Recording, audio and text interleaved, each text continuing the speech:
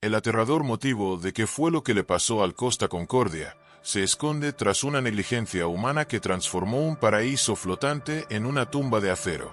La historia del Costa Concordia es el relato de cómo 32 vidas se perdieron por un saludo innecesario que cambió el curso de la náutica moderna para siempre. Eran las 9:45 de una noche de viernes que parecía perfecta. El crucero, una joya de la ingeniería de 290 metros de largo, navegaba por las aguas tranquilas del mar Tirreno. Nadie a bordo sospechaba que el capitán Francesco Schettino había decidido desviarse de la ruta computarizada para realizar una maniobra conocida como el hinchino o el saludo. Quería acercar la mole de 114,000 toneladas a la isla de Giglio para impresionar a los habitantes y honrar a un colega. Fue un acto de arrogancia pura. En la oscuridad del abismo, una formación rocosa conocida como l'Escole esperaba en silencio. El impacto no fue una explosión estrepitosa, sino un crujido sordo, un estremecimiento que recorrió el espinazo del barco mientras una roca de toneladas de peso rajaba el casco por 70 metros. El agua comenzó a entrar con una furia incontenible en las salas de máquinas, dejando al gigante sin energía, a oscuras y a la deriva. En ese momento, la pregunta de qué fue lo que le pasó al Costa Concordia dejó de ser una duda técnica para convertirse en una lucha por la supervivencia. Los platos volaban, los pianos se deslizaban por los salones y el pánico se apoderaba de los pasillos mientras la tripulación, bajo órdenes confusas, intentaba ocultar la magnitud del desastre a miles de pasajeros que solo querían llegar a la cubierta. La inclinación comenzó a ser evidente. El barco se estaba entregando al mar. Fue el inicio de una de las noches más oscuras del siglo XXI, una micropesadilla real donde el lujo se convirtió en claustrofobia y el capitán, el hombre que debía ser el último en salir, ya estaba planeando su propia vía de escape. Para comprender la magnitud de la tragedia, hay que analizar cuál es la historia del Costa Concordia antes de que se convirtiera en un esqueleto de óxido. Inaugurado en 2006, este barco era el orgullo de la flota de Costa Cruceros.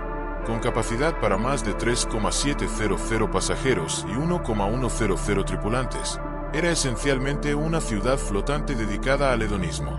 Tenía 13 bares, 5 restaurantes, un simulador de Fórmula 1 y el spa más grande jamás construido en un barco hasta esa fecha.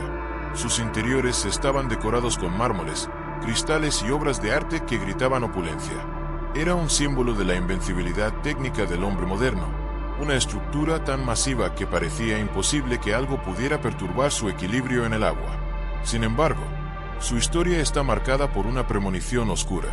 El día de su bautizo, la botella de champán que debía romperse contra el casco para atraer la buena suerte, se mantuvo intacta. Un mal augurio que los marineros nunca olvidan. Durante 6 años, el Concordia recorrió el Mediterráneo como un estandarte de vacaciones soñadas.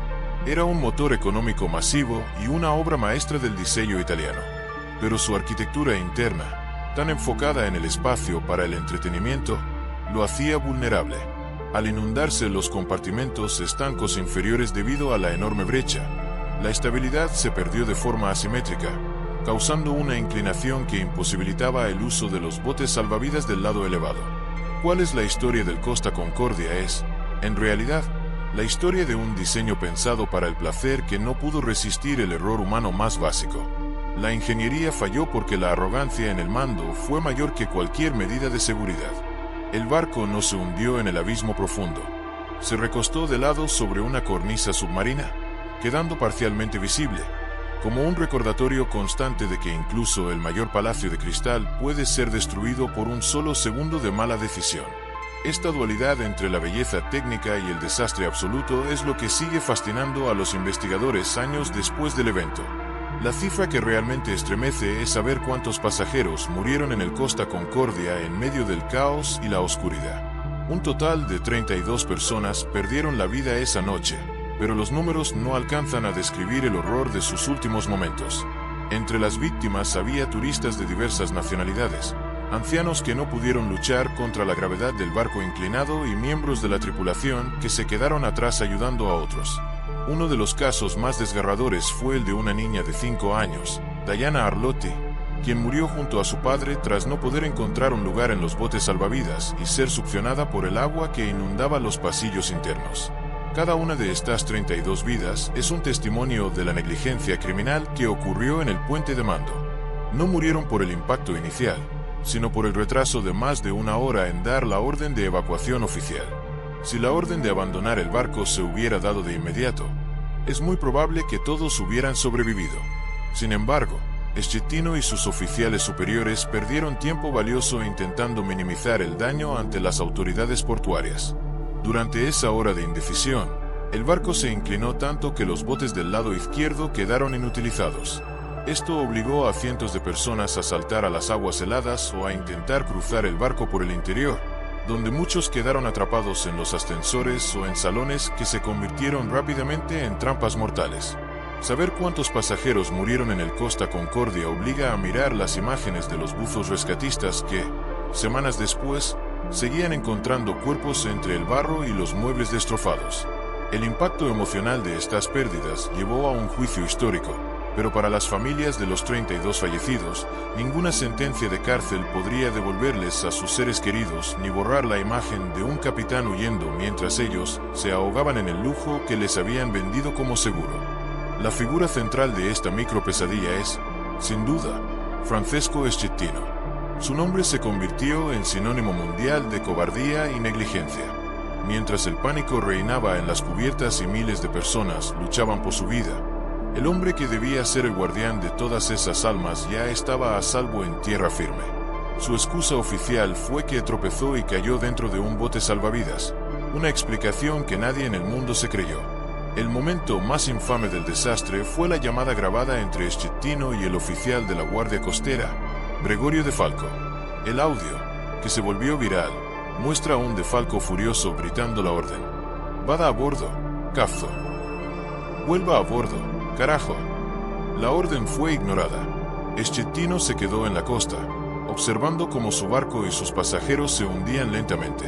Este abandono es el corazón de la indignación pública. Un capitán tiene la obligación legal y moral de ser el último en abandonar la nave.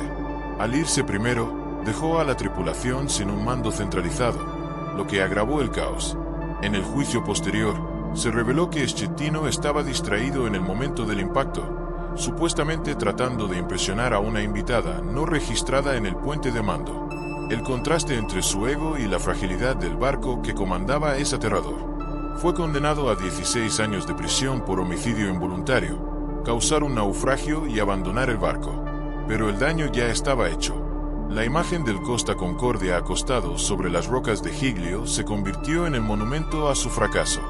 La arrogancia de creer que podía desafiar las leyes del mar y la física terminó costando vidas y destruyendo una carrera que, hasta ese momento, era considerada impecable.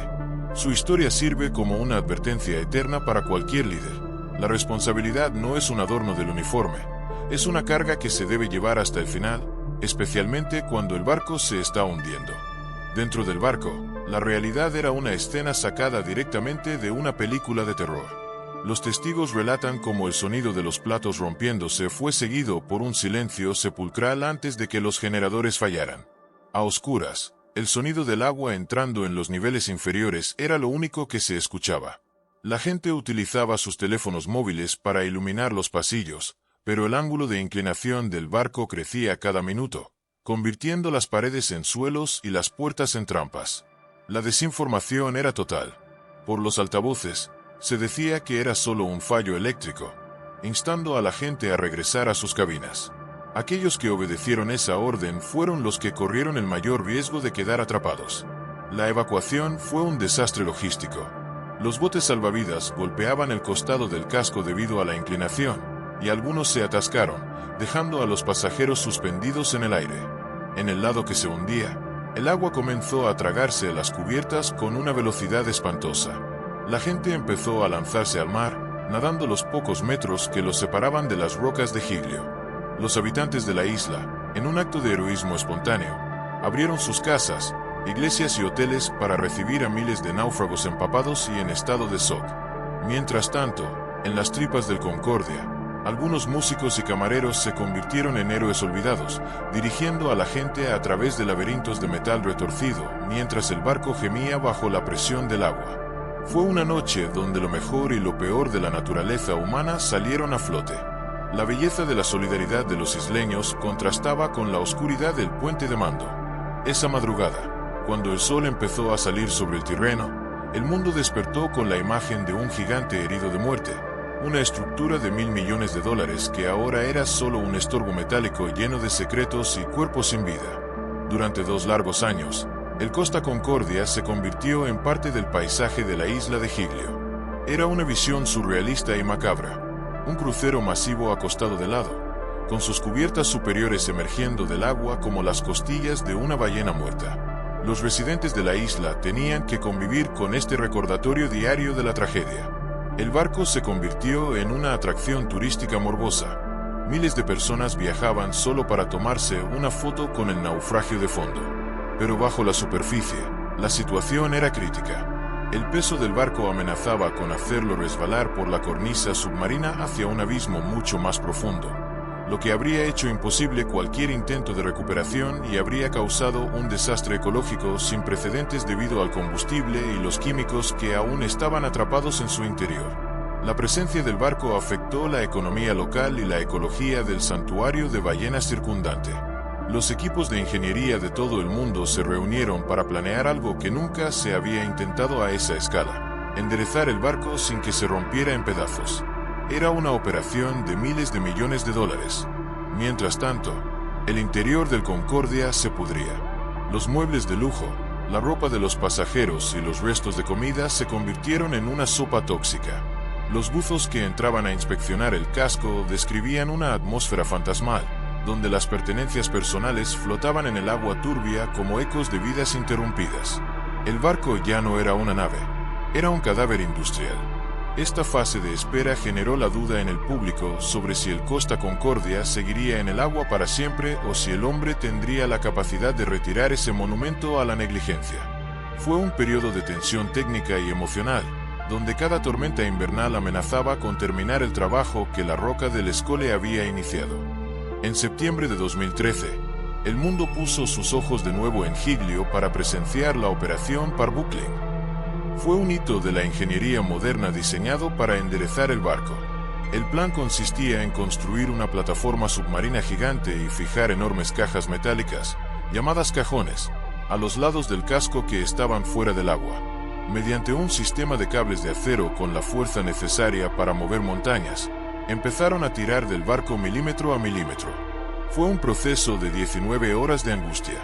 Si el casco se fracturaba, el Concordia se habría perdido para siempre en el fondo del mar. Pero la ingeniería triunfó donde la navegación había fallado. El barco, finalmente, se puso de pie, revelando el lado que había estado sumergido durante meses, una masa aplastada y oxidada que parecía sacada de una pesadilla post-apocalíptica. Ver el barco enderezado fue un momento catártico. Por primera vez en casi 2 años, se podía ver la magnitud total del daño en el lado de estribor. Los cajones metálicos ahora se vaciarían de agua para proporcionar flotabilidad, transformando al naufragio en una barcaza gigante capaz de flotar por sí misma. No fue solo un logro técnico, fue un acto de respeto hacia las víctimas y hacia el medio ambiente. Se gastaron más de $1,200 millones en esta operación, más de lo que costó construir el barco originalmente. Esto demuestra que limpiar el error humano es mucho más costoso que prevenirlo. La operación Parbuckling se convirtió en un caso de estudio para ingenieros de todo el planeta, demostrando que incluso un gigante de acero de 114,000 toneladas puede ser manipulado con precisión quirúrgica si se tiene el ingenio y los recursos necesarios. Sin embargo, aunque el barco estaba de pie, su viaje aún no había terminado. Seguía siendo una cáscara vacía, un recordatorio flotante de que la seguridad marítima nunca debe darse por sentada. En julio de 2014, el Costa Concordia abandonó la isla de Giglio para siempre.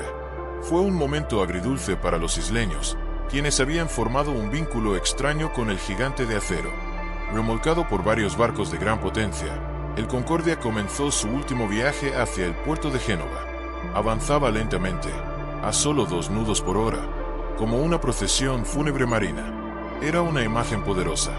El barco que una vez surcó los mares con orgullo, ahora era arrastrado como un despojo, incapaz de moverse por sus propios medios. Este viaje cubrió 320 kilómetros y fue seguido por satélites y cámaras en directo, mientras el mundo se despedía visualmente del naufragio más famoso de nuestra era. La llegada a Génova marcó el final de la fase operativa de rescate. El barco fue recibido en el puerto donde años atrás había sido construido, cerrando un ciclo trágico. Allí, esperaban los equipos de desguace. El objetivo era reciclar el 80% del material del barco. Ver al Concordia entrar en el puerto de Génova fue la confirmación de que la micropesadilla física estaba llegando a su fin. Sin embargo, para los investigadores, el trabajo continuaba. Al retirar el agua y el lodo, se pudieron recuperar más objetos personales. Lo más importante, se pudieron realizar inspecciones finales para entender exactamente cómo fallaron los sistemas internos tras el impacto. El barco, en su estado de esqueleto, seguía ofreciendo lecciones valiosas. Fue un reminder de que, en el mar, la distancia entre el lujo absoluto y el desastre total es tan delgada como el espesor de una plancha de acero de unos pocos centímetros. El remolque hacia Génova no fue solo un traslado de chatarra. Fue el traslado de una lección histórica que la industria de los cruceros juró aprender para que nunca más se repitiera una noche como la del 13 de enero de 2012. Muchos usuarios se preguntan si sigue el Costa Concordia en el agua hoy en día o si aún queda algún rastro de él en la costa italiana. La respuesta definitiva es no. El barco ya no existe. Tras su llegada a Génova, comenzó un proceso de desguace minucioso que duró 3 años y terminó oficialmente en 2017. El gigante fue cortado pieza por pieza, desde las cubiertas superiores hasta la quilla. Más de 50,000 toneladas de acero fueron fundidas para ser reutilizadas en otras industrias, como la construcción de automóviles y estructuras ferroviarias.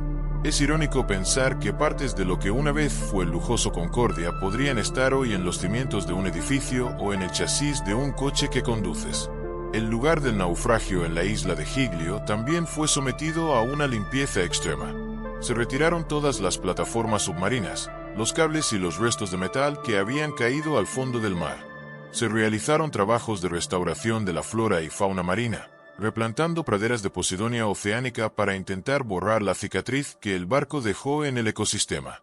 Si hoy viajas a Giglio, no verás rastro del desastre a simple vista. El agua vuelve a ser cristalina y las rocas del Escole parecen no haber sido tocadas nunca por un casco de acero. Por lo tanto, si alguien te pregunta si sigue el Costa Concordia en el agua hoy en día, puedes decirle con certeza que el mar ha recuperado su espacio. Lo único que queda son las placas conmemorativas en honor a las 32 víctimas y los informes técnicos que cambiaron las leyes de navegación mundial. El barco desapareció físicamente, pero su sombra proyecta una advertencia persistente sobre la seguridad náutica que nunca se desvanecerá por completo de la memoria colectiva. La tragedia del Costa Concordia no fue en vano si analizamos el cambio radical que provocó en la industria de los cruceros. A raíz de este evento, las leyes internacionales de seguridad marítima se endurecieron. Ahora, los simulacros de evacuación para los pasajeros deben realizarse antes de que el barco salga del puerto, no días después como ocurría antes. Se mejoraron los sistemas de monitoreo de rutas y se restringieron severamente las maniobras de saludo cerca de las costas. La tecnología de los compartimentos estancos fue revisada para asegurar que los barcos puedan mantenerse a flote incluso con daños masivos en el casco. Pero más allá de lo técnico, el legado del Concordia es humano. Es la historia de cómo la negligencia de un solo hombre puede destruir miles de sueños y arrebatar vidas inocentes. En este vídeo de micropesadillas, hemos desenterrado el aterrador motivo de qué fue lo que le pasó al Costa Concordia. Una mezcla explosiva de ego, imprudencia y falta de ética profesional. Al repasar cuántos pasajeros murieron y ver las imágenes del naufragio, recordamos que la tecnología más avanzada no sirve de nada si el factor humano falla. La imagen de Schettino abandonando su nave quedará grabada como el símbolo de lo que un líder nunca debe ser. Hoy, el mar frente a Giglio está en calma, pero bajo la superficie, la lección sigue viva. La seguridad es una responsabilidad diaria, no una opción de marketing. Gracias por acompañarnos en este recorrido por una de las pesadillas marítimas más impactantes de nuestra historia. Si te ha servido esta información, compártela para que la memoria de las víctimas siga viva y las lecciones no se olviden. Suscríbete para seguir descubriendo las verdades ocultas tras los desastres que marcaron nuestro mundo. Recuerda, en el mar, como en la vida, el respeto a las reglas es lo único que nos mantiene a flote. Nos vemos en la próxima pesadilla.